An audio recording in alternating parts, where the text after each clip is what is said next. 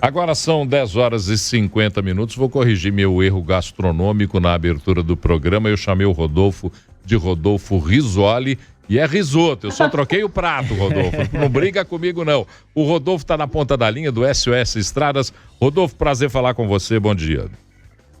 Bom dia. O meu é com 2 E's e 2 T's, o meu sobrenome, que é para não confundir na hora do almoço, para não dar esse problema de cardápio. Não, eu confundi mais ainda, te chamei de Risoli, quer dizer, mudei toda a tua trajetória gastronômica. Mas, Rodolfo, a gente está aqui para falar de um assunto que é um assunto que tem nos incomodado muito desde a sexta-feira, porque parece que não haverá fim na capacidade de provocar mortes, acidentes graves na BR-381, agora a Rodovia da Morte. A Rodovia da Morte era no Paraná há um tempo atrás e agora migrou para Minas Gerais, é a 381. Rodolfo, como é que você vê essa situação, isso que aconteceu com esse ônibus? Que preocupação a SOS Estradas tem para entender um pouco mais essa questão que está nos incomodando e muito desde sexta-feira? Na verdade, esse é um problema nacional, não é um problema só da BR-381, nem um problema só de rodovias federais. Aquilo que nós vamos chamar de acidente, inclusive no noticiário, é um somatório de situações que vão contribuir para essa tragédia. Então, vamos começar. Por exemplo, são 2 empresas operando essa viagem, né? E ela não está, uma delas não está registrada na NTT, a outra tem uma liminar que foi concedida por um juiz. Que juiz é esse?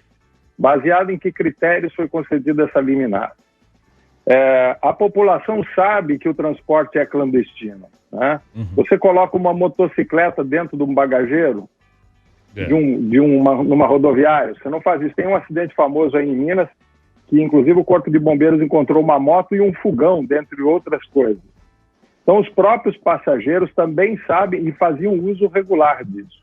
Essa empresa tem 14 multas somente neste ônibus, né, de várias irregularidades. Tem mais 3, teoricamente, da NTT, que ainda não apresentou as multas. As multas da NTT normalmente são de mais de R$5 mil. A NTT diz que fiscaliza transporte clandestino. Ela, na realidade, aplica multas de 8 multas por dia em todo o território nacional, segundo os dados da própria NTT. A ponte, qualquer pessoa que olhar as imagens, eu acabei de olhar as imagens da ponte no Google Maps, primeiro que tem ali um limite de 80 km por hora. A ponte está em condições precárias há anos. Ela não tem condições de conter nenhum veículo. Isso é responsabilidade do DENIT. Ali tinha que ter um limite de velocidade, no máximo de 40 por hora, não tem a menor segurança aquela ponte. Então, se colocarem um radar ali na cabeceira da ponte, dizendo que o limite é de 40 por hora, vai aparecer dentro do próprio governo, inclusive na sociedade, várias pessoas dizendo, é a indústria da multa. E as consequências vão aparecendo. Agora querem, por exemplo, acabar com o DPVAT. Imagina um acidente desse sem a indenização do DPVAT. Como é que ficam as vítimas, que são vítimas, na maioria dos casos, humildes? O motorista desaparece. Essa empresa tem um outro ônibus, que aparentemente ainda é dela, multas por condutor não habilitado. Pode ser este motorista. E uma das razões de muitas vezes eles não estarem com a habilitação em dia é porque eles não fazem o exame toxicológico de larga janela que vai detectar se ele é um usuário regular de drogas. O uso de drogas nesse tipo de transporte é muito comum. Por quê? A própria legislação criou uma situação tão absurda que 2 motoristas podem revezar o volante por 72 horas, tanto no caminhão quanto no ônibus, e é considerado descanso dentro do veículo. E tanto que nesse ônibus se fala em 2 motoristas ou talvez até 3. Teve uma passageira que citou que teria um 3º motorista. Aparentemente são 2, um foragido, o outro que faleceu. Então tem uma série de fatores, e nós vamos considerar isso um acidente? Não é, e não é um problema político, né? As vítimas que morreram votaram em todos os tipos de candidatos. Não é um problema de rodovia federal. Haja visto o que ocorreu em São Paulo agora, com 42 mortes até o momento, numa rodovia estadual. Então é um problema nacional, é um problema de falta de cultura de segurança, e o que nós fazemos é colhermos mortos, e colocamos isso nas estatísticas como se pessoas fossem números. Rodolfo, bom dia, João Henrique do Vale, prazer falar com você novamente. Na última sexta-feira, né, no dia do acidente, a gente conversou com um representante da Polícia Rodoviária Federal que afirmou que o contrato da NTT com a... O convênio. Nós conversamos com o inspetor Aristide Júnior, que é o porta-voz da Polícia Rodoviária Federal, e ele nos disse aqui que o convênio entre Polícia Rodoviária Federal e a NTT havia se encerrado porque esse convênio dava à Polícia Rodoviária Federal a chance de também fiscalizar o transporte clandestino. E que esse convênio foi encerrado e não foi refeito. Essa foi a informação que nós recebemos aqui. E aí, diante disso, Rodolfo, eu queria ver com você como é que é feita essa fiscalização. Se a Polícia Rodoviária Federal, que é responsável por esse policiamento nas rodovias federais, não pode fazer essa fiscalização, como é que fica? Quem que deve fazer essa fiscalização e há número suficiente de agentes para fazer essa fiscalização? E outra coisa, Rodolfo, só para completar aqui a informação, as 3 multas a que você se refere foram aplicadas pelo Departamento de Estradas e Rodagem de Minas Gerais, em Montes Claros, no norte de Minas, para esse mesmo ônibus que estava aí, que foi está envolvido nesse acidente. Tem uma multa do DR de Minas Gerais no sistema do Detran de Alagoas, pertinente ao transporte clandestino. Pode ser que tenham mais outras 2. A NTT alegou de que ela multou 3 vezes. Né? E ela tem convênio também com o DR de Minas, tem com o DR de São Paulo, eu não sei todos os convênios que existem. A própria NTT, no seu balanço das atividades do ano de 2019, publicado em março, ela alega de que ela tem um efetivo 45% menor do que aquilo que prevê a lei. Então, na realidade, falta efetivo, assim como falta na Polícia Rodoviária Federal, assim como falta convênio, falta organização, não é um problema só federal. É isso importante que a gente esclarecer, porque senão começa a politizar o assunto. O ônibus, por exemplo, tem uma multa pelo tacógrafo, este veículo que está aí, por o tacógrafo que estaria com problemas ou adulterado, ou com algum tipo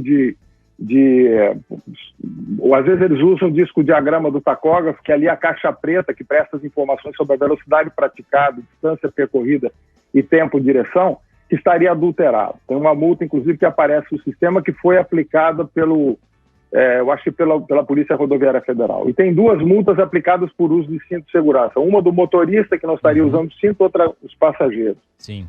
Então, a fiscalização é precária. O disco-diagrama do tacógrafo é fundamental nesse acidente para apurar. A manutenção das condições do veículo.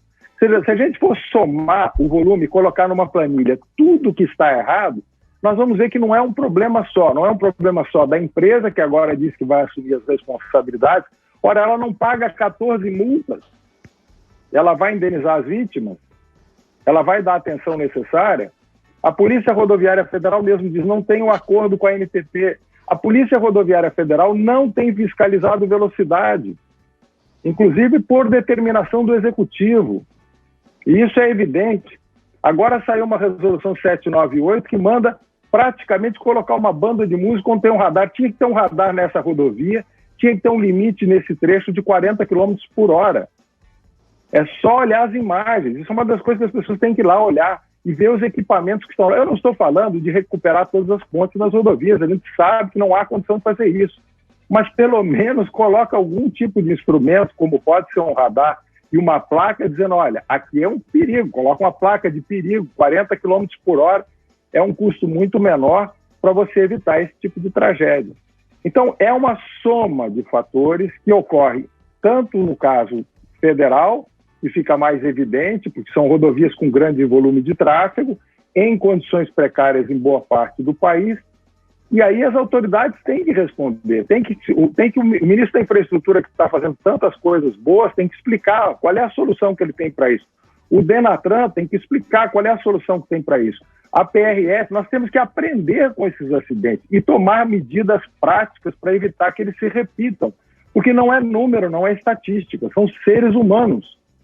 E os passageiros também têm que entender a importância do transporte regular, porque a partir do momento que eu admito usar esse tipo de transporte, e várias pessoas, testemunhas que estavam no veículo, admitiram que usaram várias vezes essa empresa, e ainda acham que o proprietário é gente boa. Então isso vai afetar o transporte regular, porque você vai criar uma concorrência desleal, Então o transporte regular ou vai diminuir o número de viagens, vai ter que aumentar o preço da passagem e não vai deixar você transportar qualquer coisa. Uma motocicleta, pelo que eu vi no relato, tinha combustível e é uma das razões do incêndio, que poderia ter matado gente queimada. Então é o passageiro, é a fiscalização, é o poder judiciário que dá uma liminar baseada em que é preciso ouvir o juiz. Como é que o senhor dá uma liminar para essa empresa? E tem várias empresas operando. Nós temos milhares dessas viagens ocorrendo diariamente e a NTT flagra 8 por dia. E a gente acha que tem fiscalização? Só tem fiscalização para o noticiário.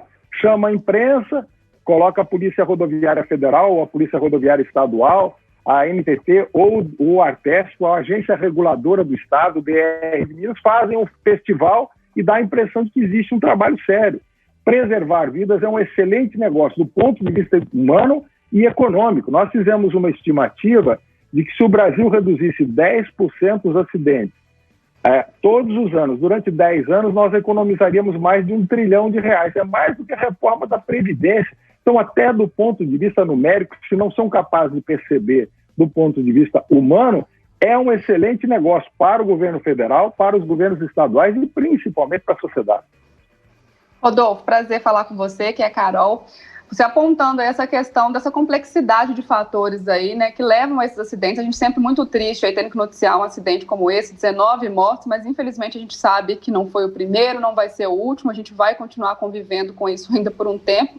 E aí, como especialista, eu queria ouvir de você, assim, o que a gente pode fazer, né, eu aí como passageiro, como condutor, como cidadão mesmo, para fazer do trânsito um lugar melhor, porque a gente sabe que essas grandes obras, essa questão da fiscalização, da sinalização, depende aí também do poder público. O que a gente, como motorista, como passageiro, a gente pode fazer aí para que a gente evite, né, acidentes como esse, que a gente não tenha que trazer essa notícia aqui com tanta frequência? Bom, como passageiros, no caso do transporte coletivo, não utilizar transporte clandestino e verificar se a empresa tem autorização. Inclusive o site da NTT, antigamente era fácil você identificar isso, agora não há condição de identificar com facilidade. Então isso também é atribuição do poder público, facilitar para que o usuário, para que o consumidor possa saber se ele está dentro de uma empresa segura. E tem que ter um pouco de bom senso dos próprios passageiros. Como condutores, nós temos que respeitar as normas. Como passageiros, nós temos que usar o cinto de segurança. O ônibus tinha disponibilidade de cinto de segurança. Em que condições estava o cinto? Eu não tenho condições de avaliar, os peritos vão poder dizer. Mas nós precisamos aprender a respeitar as leis, porque as normas não são criadas por técnicos, por especialistas, por engenheiros mal-humorados. Ela é fruto de um aprendizado das tragédias. E se a gente aprender com as tragédias, que isso é o que mais nos incomoda. É aquilo que você disse no início. Vão se repetir, vão ocorrer novamente, e nós vamos estar discutindo novamente as mesmas coisas. Já está na hora de nós aprendermos as lições, nem que seja em homenagem às pessoas que perderam suas vidas. Rodolfo, a gente nesses últimos meses, principalmente nesse último mês, nos últimos 2 meses, a gente está vendo muito acidentes com ônibus. Aqui em Minas Gerais, por exemplo, não só ônibus, né, como esse que estavam irregular, mas ônibus comuns também. O que a gente pode falar sobre isso? Quais são, né, os motivos para esses acidentes? O que a gente pode traçar de uma linha assim, de perspectiva de quais são? O que a gente pode falar? O que pode ter ocasionado esses acidentes? Na realidade, a primeira coisa é o fator humano, né? Você tem fadiga dos motoristas, tanto do transporte regular de passageiros, seja ele urbano, quanto intermunicipal, interestadual.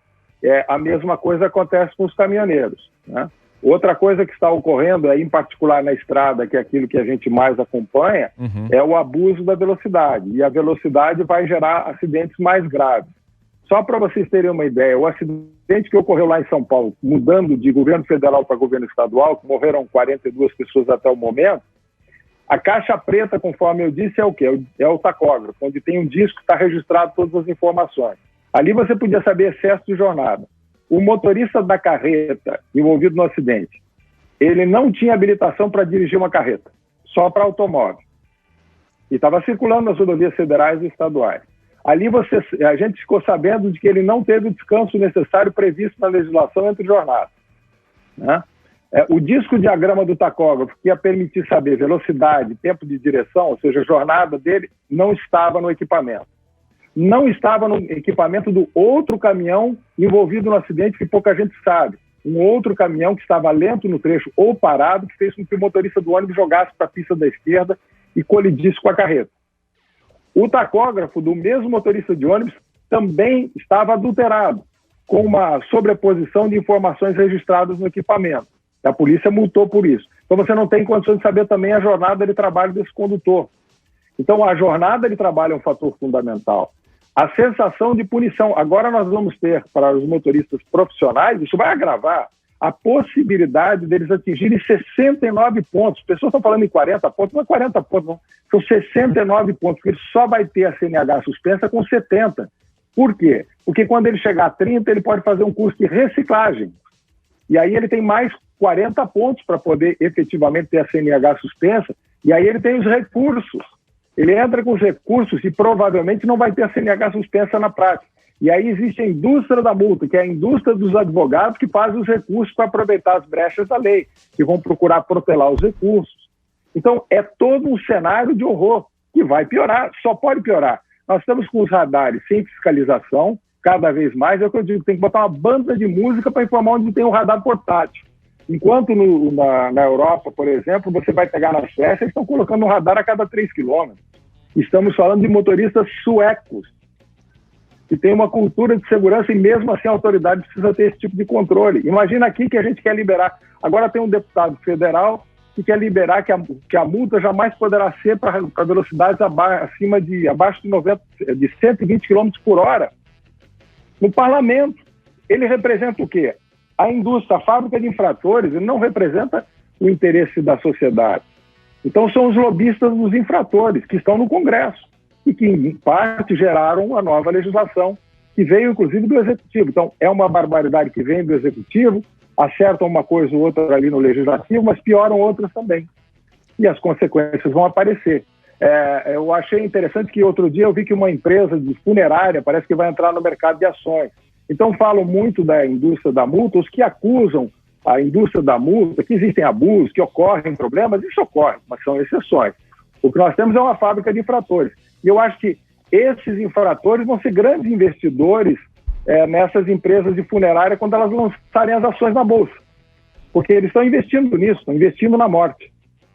Rodolfo, para a gente finalizar a nossa conversa, e a conversa até está prolongando mesmo, eu estou deixando estourar um pouco o nosso tempo aqui, porque é um assunto que está todo mundo comentando. Importante, né? Quando a gente observa, por exemplo, o transporte clandestino, o transporte irregular, vamos chamar de irregular. Nós temos, por exemplo, na rodoviária de Belo Horizonte, e alguns pontos próximos à rodoviária, uma oferta descarada, deslavada de transportes clandestinos ao lado do transporte que é, teoricamente, o transporte controlado, aquele que sai do terminal rodoviário. É difícil a gente imaginar que as autoridades não tenham conhecimento, já que toda a população tem, que as autoridades não tenham conhecimento de que isso aconteça.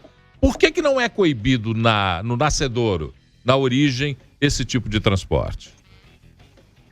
Cabe às autoridades se explicarem. Elas sabem, olha, há alguns anos eu me recordo que a NTT tinha, na sexta-feira, funcionários da NTT que saíam de Brasília para cidades de Minas onde eles moravam, principalmente para Uberlândia e Uberaba, e eles pegavam o ônibus clandestino ali do lado da NTT, em Brasília. Essa é a realidade do país. E depois, quando acontece o acidente, as pessoas, inclusive, vão querer indenização. O rapaz, alguém que botou a moto, se não morreu, a moto com combustível dentro do bagageiro vai querer indenização. Aqui no Rio de Janeiro, você já viu na porta de um aeroporto alguém gritando São Paulo, São Paulo, Uberaba, Uberlândia, Belo Horizonte? Não, mas aqui na rodoviária eles gritam e gritam para van, gritam para carros particulares pra agora, carro.